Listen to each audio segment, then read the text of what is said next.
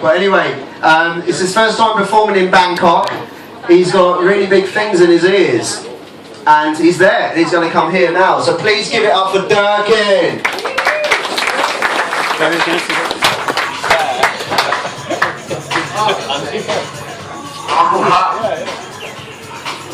It's actually Duncan.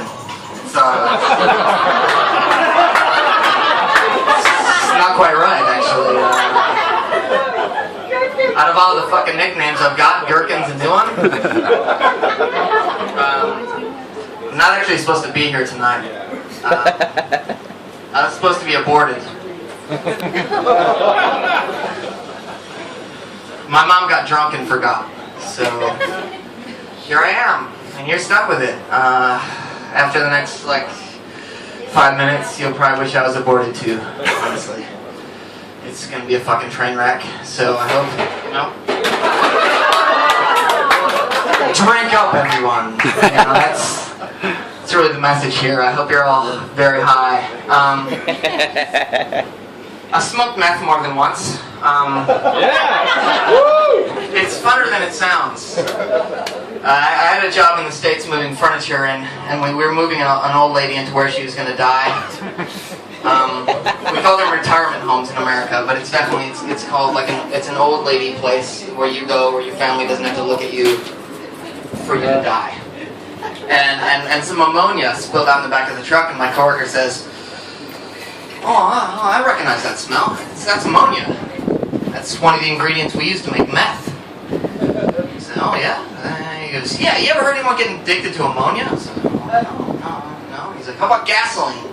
I said, yeah, people get addicted to gasoline. He said, how about drain cleaner? I said, no, I've never heard anyone getting addicted to drain cleaner. He said, well, how did people get addicted to meth? It's like, well, I don't know, Rick, how did you get addicted to meth?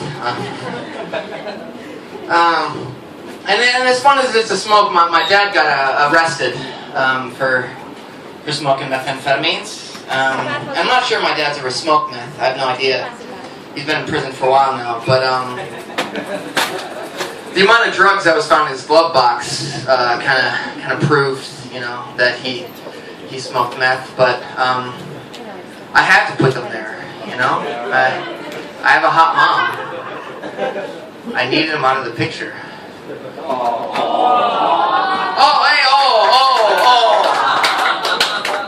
So a few months later, she got pregnant, and we decided to keep it. And 6.5 months later, she gave birth to a mostly healthy child who happened to be black.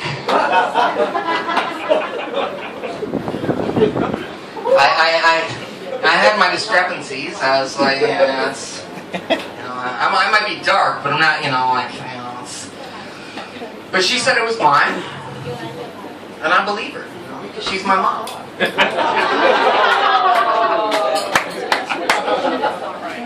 No, I've got called a nigger twice in my life. And from being from the States, I never expected to get called a nigger. And then they were both by little kids. Kids called me a nigger. I was in New Zealand and I called this little kid a cracker. And I said, what up, cracker? And he said, what's a cracker? And I was like, it's a little white boy. He says, does that make you a nigger? And I was like, no, man, I'm a cracker like you. But in this country, I've turned brown, but it's not because I tan. It's I'm filthy. I can't get clean in this country. I sweat, and the dirt from the street just sticks to me. And the only way you can tell that, I have the lines of incoming tides, but sweat just pushing on my shirt. And the only thing that removes the dirt from my skin is the sweat dripping off my elbows. I can't manage to get clean. It's not that I try very hard, but I'm not used to this. It's good. I don't mind being filthy. It bothers a lot of people. I have a lot of friends oh yeah, I knew you were coming over because I could smell you. You were a block and a half away, but I knew you were coming to the house because you exude filth. Oh, fuck. It's a lot of work, man. It's the first time I put on pants in weeks. It's so much. I don't barely even want to get dressed when I leave the house. It's a fucking punish, this country. Like I don't know how people do it. And it's rough because I like sleep more than most things. And that's part of the reason I like fat women. They're easy to be with. You can just kind of like knead your way in like the pawing of a cat. And soon at the rumbling of their stomachs, they just kind of drift you off to sleep. And soon you're sweating, and it's what I imagine the womb felt like with an added scent of blue cheese. Honestly, fat women are easy to be with. You don't have to worry how you look with a fat woman. You can't, you can go to a restaurant and you just stuff your face, because that's probably the only way you're going to get a scrap off the table before they eat the crumbs off your shirt.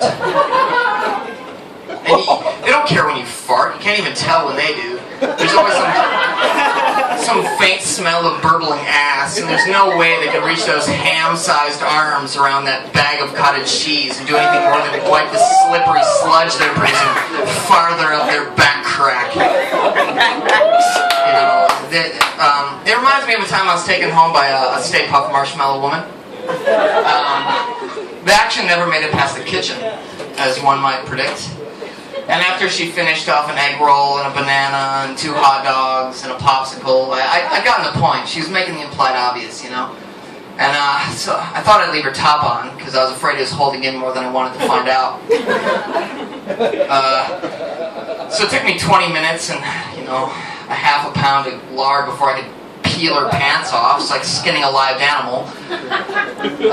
The stench coming off the snatch was like fucking skunk tried devouring a fish and choked in the process.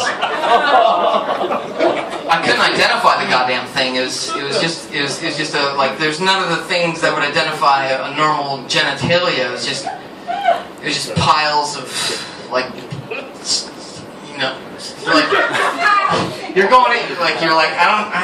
there's somewhere there's like a deep cavern that's emanating stench, but I can't figure out where I'm supposed to go here exactly. So I found some all-wheat flour I'd gotten on the counter, and I just dusted her downstairs, big enough for a bowling alley and home movie theater. And I figured the friction was enough, so I went for it, and after a couple minutes, friction is friction, and I was walking away through choked sobs, and it's like, I'll see you later, it's, I can't, and I got a phone call that comes up on my phone as Godzilla. And I'm thinking, like, who do I know that's Godzilla? So I hold the phone at arm's length, expecting to hear that high-pitched, like, from no, the radioactive breath can come through the phone, but I didn't hear anything, and you can sometimes hear in someone's voice that they're fat. Not always, but I put the phone towards my ear and I heard that Uja sama uga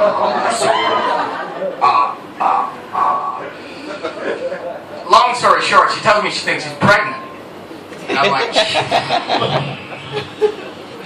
being the pro-abortionist that I am, I figured I'd take her to a heavy machine operator, a vet, whoever is up for the job, and so I shove her into a van like I'm pushing an air mattress back into the box, like. But I figure paying child support for the thing would be short-lived, if anything, because if she didn't choke on the congealed mayonnaise her mammary glands produced, she'd probably eat it for just getting too close to her mouth. But we take her to the doctor, and he just kind of looks at me with a frown, like, what the fuck were you thinking? But he never delivered her that menu of lunch boy or girl. He told us that my ejaculate had mixed with the flour and her yeast infection, and she'd grown a loaf of bread.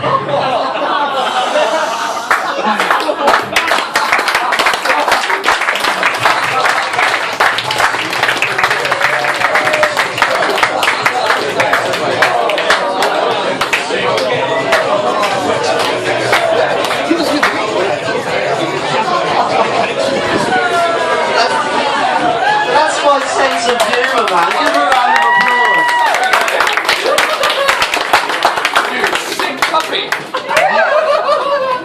And you thought the t-shirt was in bad taste.